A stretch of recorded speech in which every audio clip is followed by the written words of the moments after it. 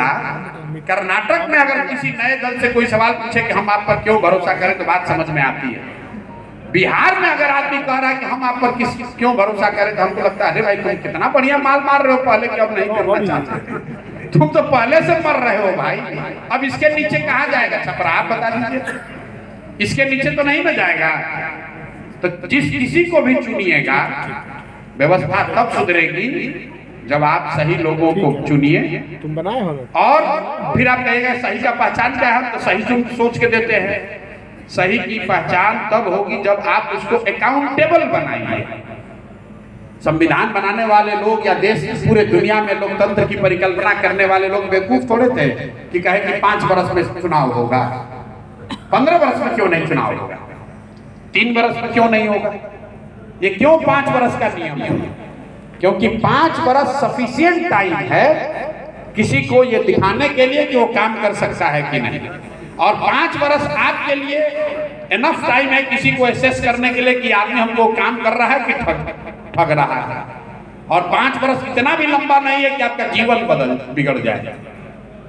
अगर आप 5 वर्ष किसी को वोट दिए, उस पर आपका भरोसा नहीं हुआ, उसने आपको ठग लिया, 5 वर्ष बाद उसको बदलिए, नए को लाइए, अपने आप सुधार होगा, अपने आप व्यवस्था बदलेगी। भाई अभी जो चुनाव लड़ने आ रहा है वो ये नहीं देख रहा है कि छपरा में हम रोजगार दिए कि नहीं, कि हमने स्कूल खोला कि नहीं, नाली बनवाया कि नहीं, कि महिलाओं की सुरक्षा की कि नहीं। वो जोड़ता है क्या, कितना राजपूत, कितना वैश्य, कई गो कुशवाहा, कई गो पासवान। तो भैया हमारा हो गया 6,50,000, हमारा सामने वाले का है 6,20,000। अब बस इसी में लड़ाई है कि 6,50,000 को अपने साथ घेरे रखे। वो ये नहीं जोड़ता है कि कितना स्कूल, कितना सड़क, कितना सीवेज सिस्टम, कितना फ्लाईओवर। जिस चीज के लिए आप वोट देते हैं नेता उसके प्रति सजग है। नेता अपने जाति के गोलबंदी के प्रति सजग है, क्योंकि उसको मालूम है कि इसको देखकर लोग वोट देंगे। आप अपने शहर की सफाई के लिए, बच्चों के पढ़ाई के लिए सजग नहीं है, इसलिए नेता भी सजग नहीं। उसको मालूम है कि तो मुद्दा है ही नहीं। मरौड़ा का चीनी मिल, आप नेता का, सांसद का बात छोड़ दीजिए, मोदी जी आकर खुद बोले एक बार आपको ठग लिए, एक बार ठग लिए 2014 में, फिर 2019 में आप काहे ठगा गए, आपको पुलवामा दिखने लगा, मरौड़ा भुला गए। फिर 2025 में काहे ठगा गए, तो इस बार लालू जी के लड़की न जीत जाए वो डर दिखने लगा, फिर ठगा गए। अगली बार फिर कैसे ठगाइएगा वो भी मालूम है। मेरे भाई आप खुद ठगाने के लिए तैयार बैठे हैं तो कोई ना कोई ठगेगा। दो ही बात है कि आप किसी पर भरोसा मत कीजिए। आपका भरोसा और वोट 5 वर्ष के लिए होना चाहिए, जीवन भर के लिए नहीं होना चाहिए। कोई आपको नहीं ठग पाएगा। 5 वर्ष तो आएगा जाएगा, नया आदमी आ जाएगा, फिर सबके मन में डर रहेगा, काम नहीं होगा, जनता हराएगी। तो ये प्रयास है। दूसरा, अब ये सब बात तो हो गई आपकी शिकायत, जन स्वराज क्या कर रहा है, अलग अलग बात जो आपने कही। आपने वित्त रहित शिक्षा की बात कही, वित्त रहित शिक्षकों की स्थिति कितने लोगों ने, हमको कम से कम 1,000 लोगों ने कहा होगा। लोग बताते हैं कि शिक्षकों ने आत्महत्या कर ली, बेटी का ब्याह रुक गया, लोग बीमार हैं, दवा नहीं कर पा रहे। और वित्त रहित शिक्षक मैं दावे के साथ कह सकता हूं कि 2/3 से ज्यादा वित्त रहित शिक्षक पिछले 25-30 वर्ष से एनडीए को ही वोट दे रहे हैं। सरकार किसकी है? नीतीश की, भाजपा की। वोट किसको दे रहे हो? उन्हीं को। और 30 वर्ष से आप कह रहे हैं कि वित्तीय रहित व्यवस्था का कोई, शिक्षकों का कोई आवाज नहीं उठा रहा है। कैसे सुधार होगा आप बताइए। तो हम लोग 3 फंडामेंटल बात कह रहे हैं शिक्षा पलायन को लेकर, 3 फंडामेंटल बात कह रहे हैं। बिहार की व्यवस्था अगर सुधरनी है तो सबसे पहले ये सुनिश्चित करना है कि नए लोग 15 साल से कम उम्र के बच्चों को ऐसी पढ़ाई दी जाए कि वो व्यवस्था पर बोझ न बने। हम लोग इसी बिहार में पैदा हुए हैं, सरकारी विद्यालय में पढ़े हैं, लेकिन अच्छा पढ़ लिए 10वां क्लास तक। अगर 10वां क्लास तक जो लड़का अच्छा पढ़ लिया वो जीवन में कभी यहाँ के व्यवस्था पर बोझ नहीं बनेगा। हम कुछ कंट्रीब्यूट ही करते होंगे, 2 रुपया टैक्सी देते होंगे, यहाँ से फ्री का कुछ नहीं ले रहे। तो सबसे पहले जो जन स्वराज की सोच है कि 15 साल से कम उम्र के बच्चों के लिए इतनी अच्छी शिक्षा की व्यवस्था बनाई जाए कि ताकि नए लोग व्यवस्था पर बोझ न बने। और वो व्यवस्था कैसे बनेगी, उसके लिए 2 चीज बताई जा रही है, एक लॉन्ग टर्म और एक शॉर्ट टर्म। लॉन्ग टर्म ये कह रहे हैं कि पूरे बिहार में हर गांव में अच्छा विद्यालय बनाने के बजाय कुछ जगहों पर अच्छे विद्यालय बनाए जाए। मतलब विद्यालय को बच्चों तक ले जाने के बजाय अच्छे विद्यालयों तक बच्चों को लाया जाए। फिनलैंड की जो शिक्षण व्यवस्था है, पीसा का एक रैंकिंग आता है जिसमें दुनिया भर के शिक्षण व्यवस्था का आकलन किया जाता है। उसमें सबसे नंबर 1 शिक्षण व्यवस्था दुनिया में है फिनलैंड में। पीसा में रैंकिंग है उनका 1। वहां पर जाकर देखिएगा, वैसे कई देशों में देखिएगा, तो उन्होंने ये कोशिश नहीं किया कि हर गांव में हम अच्छा स्कूल बना दें। उन्होंने स्ट्रेटेजिक लोकेशंस पर स्कूल बनाए और बच्चों को स्कूल में आने की बस की सुविधा दी। कुछ हद तक बिहार में भी, देश में भी ये हो रहा है। छपरा में कोई अच्छा स्कूल खुलता है तो वो आपके घर के बगल में नहीं खुला, वो अपने हिसाब से खुला है और स्कूल बस की सुविधा है। फंडामेंटली आपको ये कह रहा है कि don't take school to every child, take children to the school.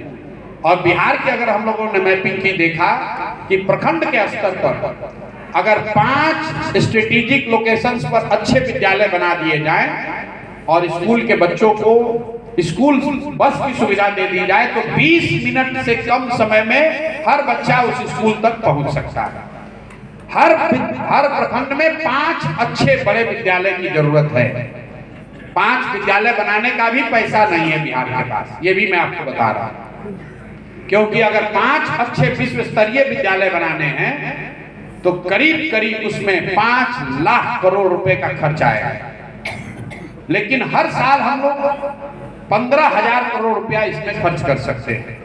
तो आइडिया यह है कि हर साल नेतरहाट के स्तर का एक विद्यालय हर प्रखंड में बनाया जाए तो 5 वर्ष में 5 बनेगा, 10 वर्ष में 10 बनेगा, इतना ही बन सकता है, इससे ज्यादा पैसा नहीं है। लेकिन अगर 5 वर्ष में 5 विद्यालय भी बन गया तो कोई भी बच्चा पढ़ा लिख जो पढ़ना चाहता है वो 20 मिनट के अंदर वहां पर पहुंच सकता है। तो पहला प्रयोजन ये है। लेकिन अगर 5 वर्ष 10 वर्ष शिक्षा सुधारने में लगेगा तो अभी के बच्चों का क्या होगा?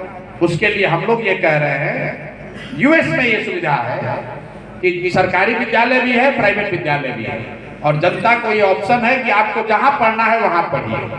तो हम लोग ये कह रहे हैं कि जब जन स्वराज की व्यवस्था बनेगी तो आपको ये ऑप्शन होगा कि आप सरकारी में भेजना चाहते हैं कि प्राइवेट में। और अगर आप प्राइवेट में भेजना चाहते हैं तो प्राइवेट में भेजिए, सरकार से फीस लीजिए, फीस को रेगुलेट कर दिया जाए तो सरकार को एक्चुअली वो सस्ता पड़ेगा।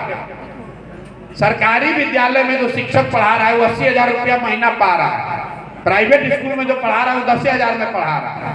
तो न्यूयॉर्क का, ये यूएस का एक्सपेरिमेंट है कि शिक्षा बजट कम हो गया।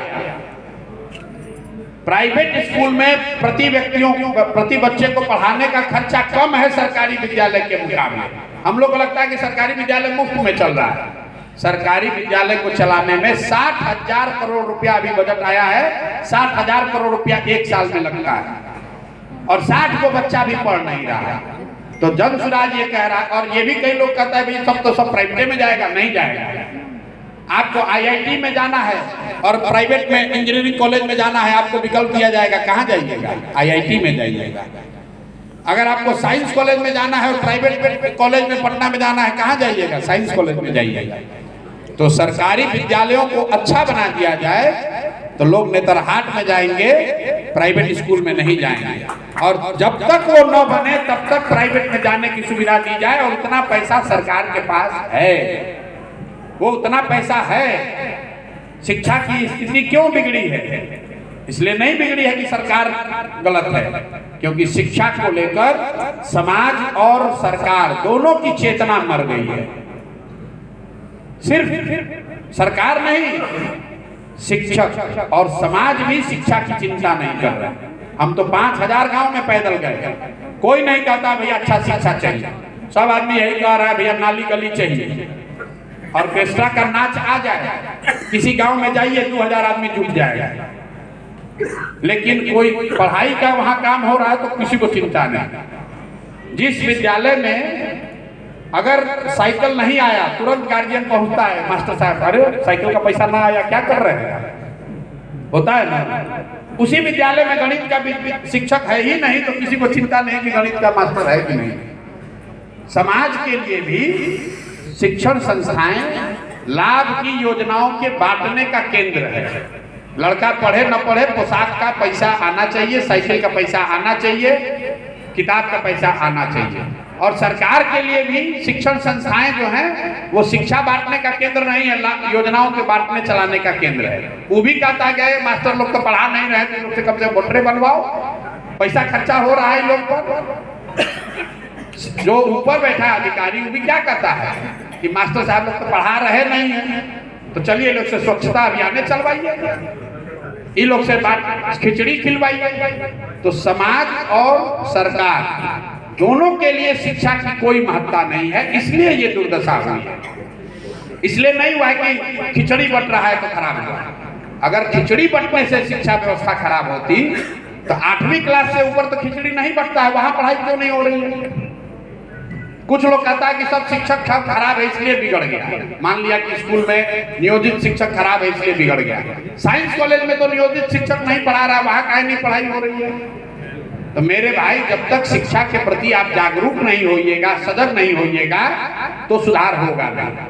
तो जन स्वराज की जो सोच है आपको बताया शिक्षा को लेकर। दूसरी जो बड़ी बात है पलायन को लेकर, इसको 5 मिनट में समझिए, उसके बाद कहानी खत्म। पलायन और रोजगार के लिए क्या चाहिए? पलायन और रोजगार के लिए सरकारी नौकरी उपाय नहीं है, बड़े इंडस्ट्री भी उपाय नहीं है।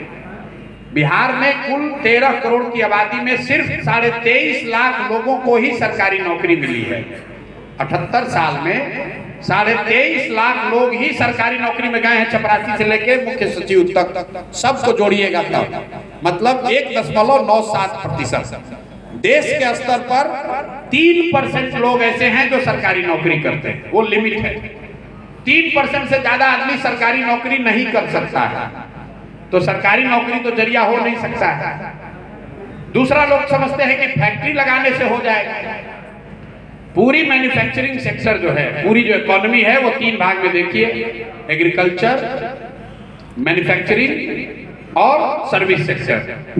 तो एग्रीकल्चर और मैन्युफैक्चरिंग दोनों जोड़ दीजिएगा तो 35% ही है। 65% बिहार में भी सर्विस सेक्टर है, इंडिया में भी 66% सर्विस सेक्टर ही है।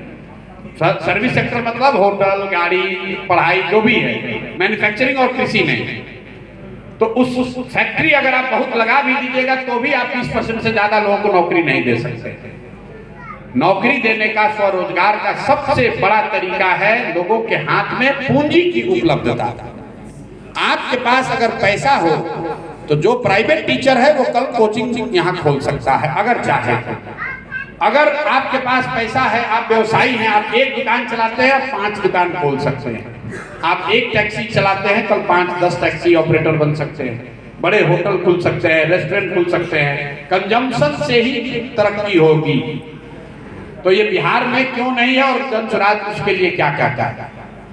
बहुत कम लोग यहाँ जानते होंगे, हम लोग रोज बताते हैं। मैंने कम से कम 2.5 बरस से बताना शुरू किया है कि पूंजी बिहार में क्यों नहीं है। इसलिए नहीं है कि टाटा बिरला आकर यहाँ फैक्ट्री नहीं लगा रहा। पूंजी इसलिए नहीं है कि पूंजी के जो 2 स्रोत हैं समाज में, वो दोनों बिहार में बंद है। पहला स्रोत है आपकी आय। पूंजी आपके पास कहाँ से आती है? आप जो कमाते हैं, खर्च हो गया, जो बच गया वो आपका पूंजी हुआ। और दूसरा पूंजी है बोरोड कैपिटल, मतलब आप 100 रुपया कमाए, 50 रुपया खर्च हो गया, 50 बचा, और बैंक से 200 रुपया लोन लिए, वो भी आपका कैपिटल हुआ। 250 रुपया से आप काम कर सकते हैं। तो बिहार में प्रति व्यक्ति आय है करीब 35,000 रुपया सालाना, मतलब 100 रुपया भी डेली नहीं है।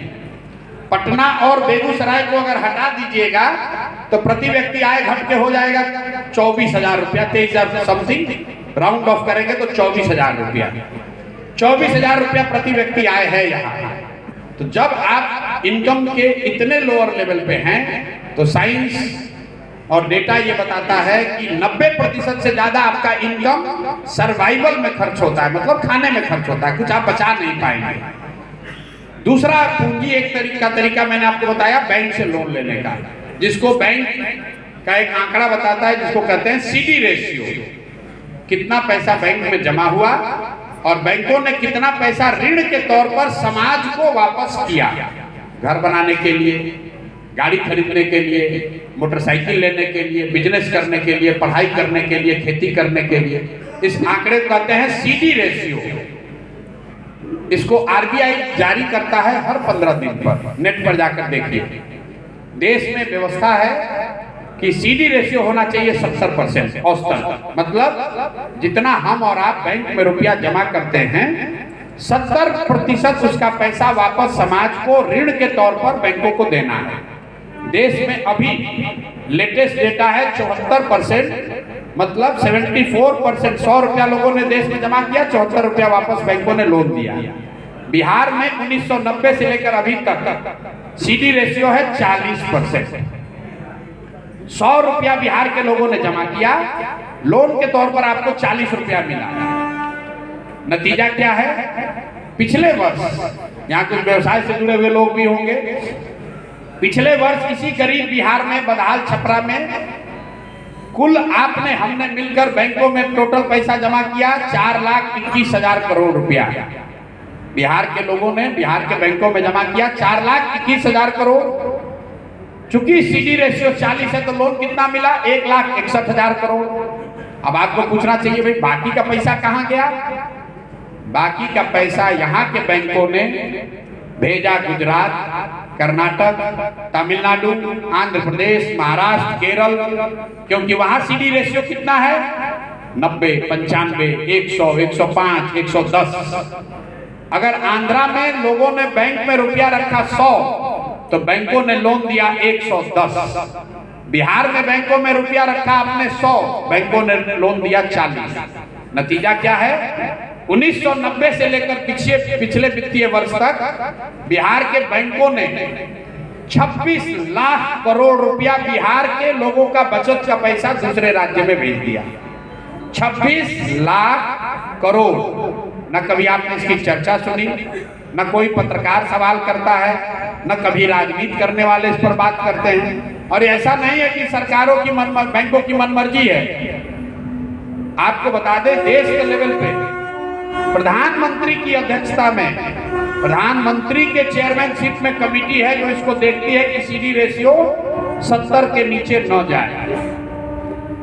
राज्य के स्तर पर मुख्यमंत्री उस कमेटी के चेयरमैन है जिसका ये काम है देखना कि सीडी रेशियो 70 के आसपास रहे। लेकिन जैसे बिहार में doctor, engineer, BDO, CO, teacher मुख्यमंत्री का बात नहीं सुन रहा है, वैसे बैंकर भी बात नहीं सुन रहा है और सरकार को इसकी कोई चिंता नहीं है। आप जरा इसका अंदाजा लगाइए, 26 लाख करोड़ रुपया, मतलब हर साल 2 लाख करोड़ रुपया अगर एक्स्ट्रा बिहार में इन्वेस्ट हो रहा होता तो कितने लोगों ने ज्यादा घर बनाया होता, कितने लोगों ने अपना व्यवसाय बढ़ाया होता। कई लोगों को ये समझ में नहीं आया तो इसको नेगेटिवली समझिए। आप लोग यहाँ गाड़ी से या मोटरसाइकिल से आए होंगे, अगर बैंक से आपको मोटरसाइकिल खरीदने के लिए, गाड़ी खरीदने के लिए लोन न मिले तो कितने लोग हैं जो अपना गाड़ी और मोटरसाइकिल खरीद पाएंगे? 90% बिहार में जो मोटरसाइकिल बिकता है वो फाइनेंस से बिकता है।